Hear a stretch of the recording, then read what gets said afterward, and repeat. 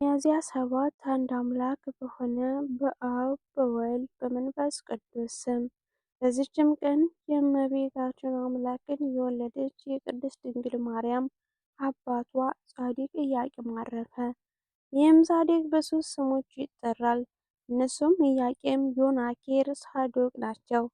እርሱም ከይሁዳ ነገድ ከዳዊት ዘር ነው። ይህም የአልዓዛር የኤልዮድ ልጅ ኢያቄም በትውልደ ሐረግ እስከ ሰሎሞንና እስከ ንጉሥ ዳዊት የሚደርስ ነው። ይህም በዙፋኑ የሚቀመጥና ለዘላለም በእስራኤል ዘነፍስ ነግሶ የሚኖር ከዘሩ ሊሰጠው ጌታ የማለለት ነው። ሚስቱ ሐናም መካን ሆነች። ሁለቱም ወደ እግዚአብሔር አዘውትረው ይጸልዩና ይማልዱ ነበረ። እግዚአብሔርም ልመናቸውን ተቀብሎ ይህችን ጣፋጭ የሆነች መልካም ፍሬን ዓለሙን ሁሉ ከረሃበ ነፍስ ያዳን ሰጣቸው። መሐሪር የሆነ ተገዥነትንም ከሁሉ በእርስዋ አስወገደ። ለዚህም ጻድቅ ኢያቄም ለክብሩ ባለቤት ክርስቶስ አያት መሆን ተገባው። ጻድቅ ስለሆነ ሥጋዊ ከልጅ ስለመወለዱ ነው። እግዚአብሔርም በእመቤታችን በቅድስት ድንግል ማርያም መወለድ ደስ ባሰኘው ጊዜ በልቦናው ደስ ብሎት መስዋዕቱን አቀረበ። ከላዩ ከወገኖቹም ልጆች ኀፍረትን አስወገደ። አምላክን የወለደች እመቤታችን ቅድስት ድንግል ማርያም ጡት ካስተዋት በኋላ ለእግዚአብሔር እንደተሳሉ ተሸክመው ወደ እግዚአብሔር ቤተ መቅደስ ወስደው አስገቡአት። ጻድቅ ኢያቄምም ጥቂት ዘመን ኑሮ በሰላም አረፈ። አባታችን ቅዱስ ኢያቄም ከገድላት አንደበት የተወሰደ ኢየርቃ እና ቴክታ የሚባሉ ደጋግ ሰዎች በኢየሩሳሌም በአንድነት ተጋብተው ይኖሩ ነበረ። እነዚህም በእግዚአብሔር የሚያምኑ የተወደዱ ጻድቅ ሰዎች ነበሩ። እነርሱም ሰዎች በእግዚአብሔርም በሰውም ዘንድ የተመሰከረላቸው ባለ ጸጎች ነበሩ። ነገር ግን መካን ስለነበሩ የሚወርስላቸው ልጅ አልነበራቸውም።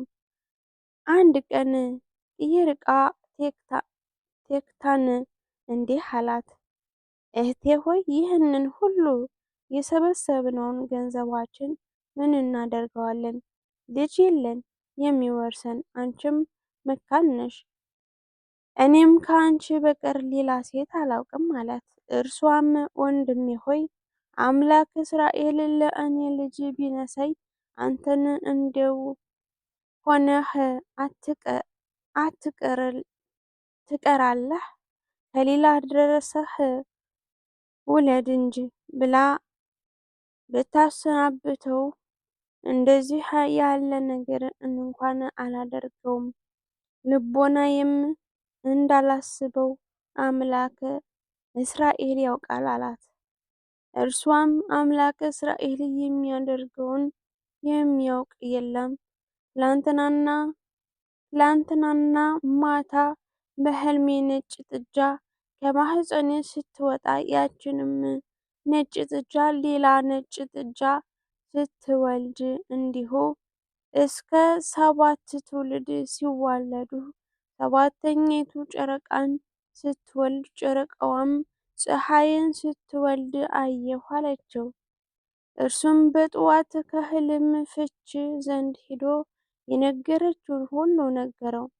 ያም ሕልም ፈቺ እግዚአብሔር በምሕረቱ አይቷችኋል፣ በሳህሉ መግቧችኋል፣ 7 አንስት ጥጆች መውለዳችሁ 7 ሴቶች ልጆችና የልጅ ልጆች ትወልዳላችሁ። ከቤታችሁም ከሰባተኛይቱ ጨረቃ መውለዷ ከሰው የበለጠ ከመላእክትም የከበረ ደግ ፍጥረት ትወልዳላችሁ። የፀሐይ ነገር ግን አልታወቀኝም አለ። እርሱም የነገረውን ሁሉ ሂዶ ለሚስቱ ነገራት። እርሷም እንጃ አምላክ እስራኤል የሚያደርገውን ማን ያውቃል ብላ ዝም አለች። ከዚያም ጸንሳ ሴት ልጅ ወለደች። ስሟንም ሄሚን ብላ አወጡላት። ሄሚንም አድጋ ለአካለ መጠን ስትደርስ ባል አጋብተው ሴት ልጅ ወለደች። በስምንተኛ ቀኗም ዴሪዲ ብላ ስም አወጣችላት።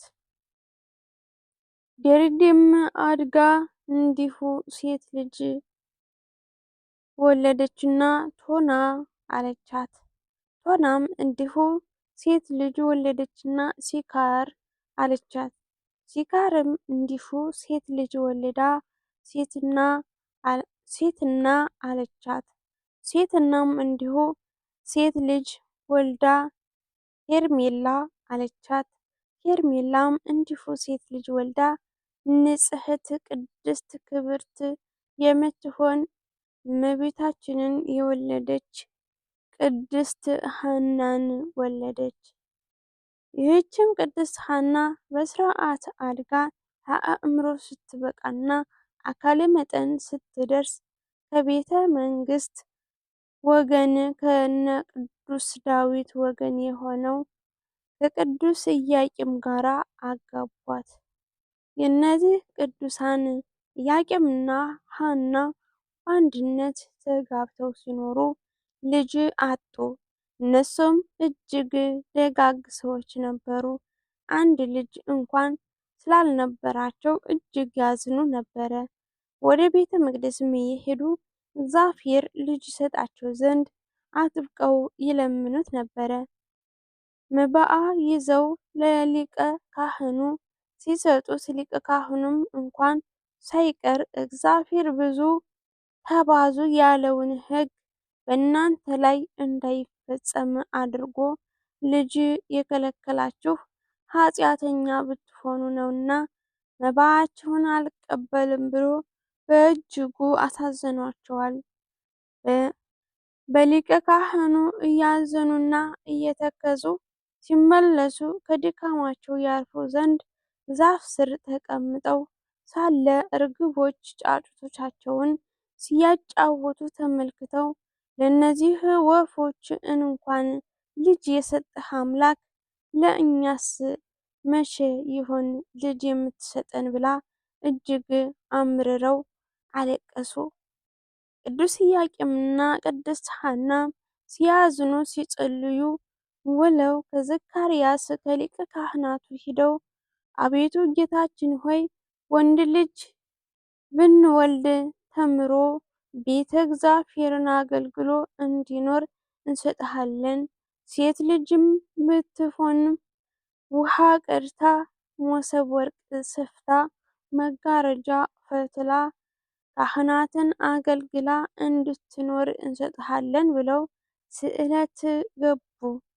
ዘካርያስም እግዚአብሔር ጸሎታችሁን ይስማችሁ፣ ስለታችሁን ይቀበላችሁ፣ የልባችሁን ሐሳብ ይፈጽምላችሁ ብሎ አሳረገላቸው። ከዚያም በኋላ ቅድስት ሐናና ቅዱስ ኢያቄም ዕለቱን ራእይ አይተው ነገር አግኝተው አደሩ። ራዩን እንዴት ነው ቢሉም ኢያቄም 7 ሰማያት እንደ መጋረጃ ተገልጠው ከላይኛው ሰማይ ነጭ ወፍ ወርዶ በራሴ ላይ ሲቀመጥ አየሁ አላት። ወፍ የተባለው ጌታችን መድኃኒታችን ኢየሱስ ክርስቶስ ነው። ነጭነቱ ንጽሕ ባህሪ ነው። ከላይኛው ሰማይ ነጭ ወፍ ወርዶ በራሴ ላይ ሲቀመጥ አየሁ ማለቱ የኢያቄም ወይም የሰውን ባህሪ እንዳደረገው እወቅ ሲል ነው። 7ቱ ሰማያት የተባሉት የጌታችን ልዩ ልዩ ባህሪው ምዕልቱ ስፍሃቱ እርቀቱ ልዕልናው ናቸው። ቅድስት ሐናም እኔም ደግሞ አየሁ እንጂ አለችው። ምን አየሽ ቢላት ነጭ እርግብ መጥታ በራሴ ላይ ወርዳ በጆሮዬ ገብታ በማኅፀኔ ስትተኛ አየሁ አለችው። እርግብ የተባለችው እመቤታችን ቅድስት ድንግል ማርያም ናት። ነጭነቱ ንጽሕናዋን፣ ቅድስናዋን፣ ድንግልናዋ ነው።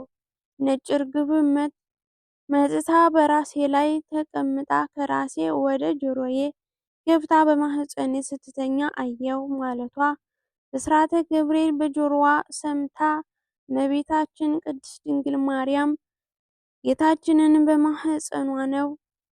በማኅፀኗን ነው። ይህንንም ራእይ ያዩት ሐምሌ 30 ዕለት ነው። እነሱም እንዲህ ያለ ራእይን ካዩ ነገር ካገኘን ብለው ዕለቱን በሩካቤ ሥጋ አልተገናኙም። ይልቁንም ፍቃደ እግዚአብሔር ቢሆን ብለው አዳምንና ሔዋንን ብዙ ተባዙ ምድርን ሙሉአት ብሎ ያበሰረ አምላክ ለእኛም ይልክልን የለምን ብለው ዕለቱን አልጋ ምንጣፍ ለይተው እስከ 7 ቀን ድረስ ለየብቻቸው ሰነበቱ።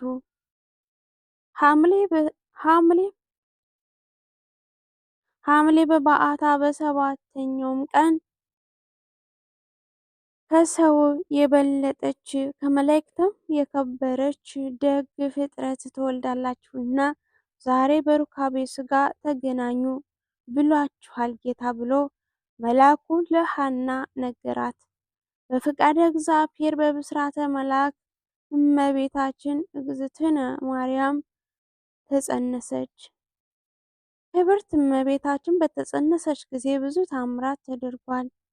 የሐናን ማኅፀን እየዳሰሱ ብዙ ዕውራን አይተዋል፣ ድውያን ተፈውሰዋል፣ የሙታን ተነስተዋል። ይህንንም የተመለከቱ አይሁድ ቅዱስ ኢያቄምንና ቅድስት ሐናን በድንጋይ ወግረው በእሳት አቃጥለው ሊገሏቸው በጠላትነት ሲነሱ እግዚአብሔር መልአክ ቅዱስ ገብርኤል ሊባኖስ ወደሚባል ተራራ ይዟቸው ወጣ። በዚያን ሳሉ በግንቦት 1 ቀን ከፀሐይ 7 እጅ የምታበራ እመቤታችን ቅድስት ድንግል ማርያም ተወለደች። ጠቢቡ ሰለሞን መኃልየ መኃልይ ምዕራፍ 4 ቁጥር 8 ላይ እንደተናገረ ሙሽራዬ ሆይ ከሊባኖስ ነይ፣ ከአንበሶች ጉድጓድ ከነብሮችም ተራራ ተመልከች እንዳለ ይህ ትንቢት ተፈጸመ። በተወለደች በ8ኛ ቀን ስሟ ማርያም ብለው አወጡላት። እመቤታችን ቅድስት ድንግል ማርያም በእናቷ ማኅፀን እያለች አያሌ ተአምራት በማድረግ ለቅዱስ ኢያቄምና ለቅድስት ሐና ከባድ ፈተና ሆናባቸው ነበረ። የበጎ ነገር ሁሉ ጠላት ሰይጣን አይሁድ በምቀኝነት አስነሳባቸው። የምቀኝነት ምንጩ ደግሞ ክፋት ልቦና ነው። ማርቆስ 7 ከቁጥር 22 የሰው ልጅ መንፈሳዊነቱን ትቶ ፍጹም ሥጋዊ ሲሆን ምቀኝነት ይሰለጥንበታል። ገላትያ ምዕራፍ 5 ከቁጥር 21 ፈቃደ ሥጋው ገዝቶት በክፋት የሚኖር ሰው ለማንም ፍቅር ሊኖረው አይችልም። ገላትያ ምዕራፍ 3 ከቁጥር 3 ሰይጣን አዳምንና ሔዋንን ያሳታቸው በምቀኝነት ነው። ዘፍጥረት ምዕራፍ 3 ከቁጥር 1 ቃየን አቤልን የገደለው በምቀኝነት ነው። ዘፍጥረት ምዕራፍ 4 ከቁጥር 8 ኢሳውም ወንድሙን ያዕቆብን ለመግደል የተነሳው በምቀኝነት ነው። ዘፍጥረት ምዕራፍ 20 ከቁጥር 7 እስከ 41 የያዕቆብ ልጆች ወንድማቸውን ዮሴፍን እንግደለውና በአንን ጉድጓድ ውስጥ እንጣለው ያሉትም በኋላም በሮቤል በጎ ምክር አሳባቸውም ለውጠው ለእስላማውያን ነጋዴዎች የሸጡት በምቀኝነት ነው። ዘፍጥረት ምዕራፍ 37 ከቁጥር 20 እስከ 28 ሄሮድስ ሕፃኑን ኢየሱስ ክርስቶስን ያሳደደው በዚህም ምክንያት 14,000 እልፍን ሕፃናትን ያስገደለው በምቀኝነት ነው። ማቴዎስ 2 ከቁጥር 16 አይሁድ ኢየሱስ ክርስቶስን እጆቹንና እግሮቹን በቅንዋተ መስቀል ቸንክረው የገደሉት በምቀኝነት ነው። ማርቆስ 15 ከቁጥር 24 ምቀኝነት ባህሪያቸው እስከሚያስመስልባቸው የደረሱ አይሁድ በማኅፀነ ሐና ባለች ጽንስ ምክንያት የሚያደርጉት ልዩ ልዩ ተአምር አላስደሰታቸውም። ተሰብስበውም ስለዚህ ነገር ምን እንላለን? ሐና ጸንሳ ሳለች በማኅፀኗ ታድናለችና የእስራኤል መንግሥት አጥፍታ በእኛ ላይ ልትነግስ አይደለምን? ተባባሉ። ይኸውም ከአሁን ቀደም ከእነዚህ ወገን የሆኑት ዳዊት፣ ሰሎሞን 40 ዓመት ገዝተውን ነበር። ከእነዚህ የሚወለደው ደግሞ ምን ያደርገን ይሆን ብለው ነው። ሀገር ያወቀው ፀሐይ የሞቀው ምቀኝነታቸው በሃይማኖት ለመሸፈን በሙሴ ሕግ መሰረት በድንጋይ ቀጥቅጠን እንግደላቸው ብለው በሌሉበት ሞት ፈረዱባቸው። ይህም የሙሴ ሕግ የሚጠቀሰው ለአመንዝራዎች እንጂ ትዳራቸውን አክብረው ሕገ እግዚአብሔርን ጠብቀው በጾም በጸሎት ተወስነው በቅድስና ለሚኖሩት ለቅዱስ ኢያቄምና ለቅድስት ሐና አልነበረም። ዘሌዋዊ ምዕራፍ 20 ከቁጥር 10፣ ዘዳግም ምዕራፍ 22 ከቁጥር 24። መንፈቀ ሌሊት በሆነ ጊዜ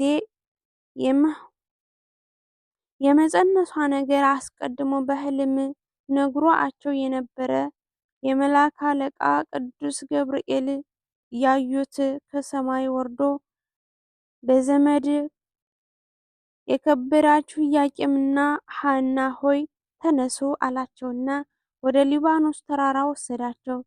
ቅዱስ ገብርኤል ቅዱስ ኢያቄምንና ቅድስት ሐናን ወደ ሊባኖስ ተራራ የወሰዳቸው ያለ ምክንያት አይደለም። ወዳጄ ሆይ ሁለንተናሽ ውብ ነው። ወይም ጥንተ አብሶ የተባለ የአዳም ኃጢአት ያላረፈብሽ ንጽሕተ ንጽሕት ነሽ፣ ነውር የለብሽም፣ የአዳም ኃጢአት የለብሽም። እህቴ ሙሽራዬ ሆይ ከሊባኖስ ከእኛ ጋር ነይ ተብሎ ስለ እመቤታችን ስለ ቅድስት ድንግል ማርያም የተነገረው ቃል ትንቢት ይፈጸም ዘንድ ነው።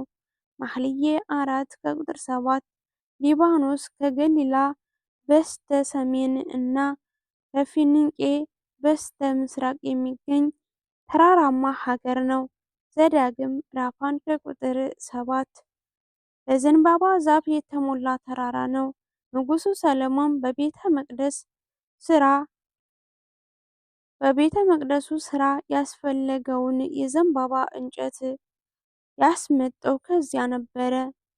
አንደኛ ነገሥት ምዕራፍ 4 ከቁጥር 33፣ ምዕራፍ 5 ከቁጥር 6 ምሳሌነቱ ጥሩ ነው። ከሊባኖስ የተገኘ ዝግባ ለእግዚአብሔር ቤተ መቅደስ እንደሆነ ሁሉ በሊባኖስ የተወለደች ድንግል ማርያምም ለእግዚአብሔር ቤተ መቅደስ ሆና ተገኝታለች። አንድም የሊባኖስ ዝግባ ለቅዱሳን ምሳሌ ነው። የዚያ ፍሬውም እንዲበዛለት እነሱ ደግሞ ጸጋና ክብር ይበዛላቸዋል። መዝሙረ ዳዊት መዝሙር 91 ከቁጥር 12። ቅድስት ሐና የጽንሰዋ ወራት በተፈጸመ ጊዜ ግንቦት 1 ቀን ከፀሐይ ይልቅ የምታበራ ሴት ልጅ ወለደች። ቅዱስ ኢያቄም እመቤታችን ስለሰጠው እግዚአብሔርን ካመሰገነ በኋላ በልቦናው ደስ ብሎት መስዋዕትን አቀርቧል። እመቤታችንም ጡት ካስጣሏት በኋላ ቅዱስ ኢያቄምና ቅድስት ሐና ተሸክመው ወደ ቤተ መቅደስ ወስደው አስገቧት። ጻድቅ ኢያቄምም ጥቂት ዘመን ኑሮ በዚህች ቀን በሰላም አርፎ ወደሚወደው እግዚአብሔር ሄደ። መሠረቷ በተቀደሱ ተራሮች ናቸው። ከያዕቆብ ድንኳኖች ይልቅ እግዚአብሔር የጽዮን ልጆች ይወዳቸዋል። የእግዚአብሔር ከተማ ሆይ ባንቺ የተደረገው ነገር ድንቅ ነው። ሰው እናታችን ጽዮን ይላል፣ በውስጧም ሰው ተወለደ። እርሱ ራሱ ልዑል መሰረታት። መዝሙረ ዳዊት መዝሙር 86 ከቁጥር 1 እስከ 6። ወስብሐት ለእግዚአብሔር ወለወላዲቱ ድንግል ወለመስቀሉ ክቡር። ይቆየን።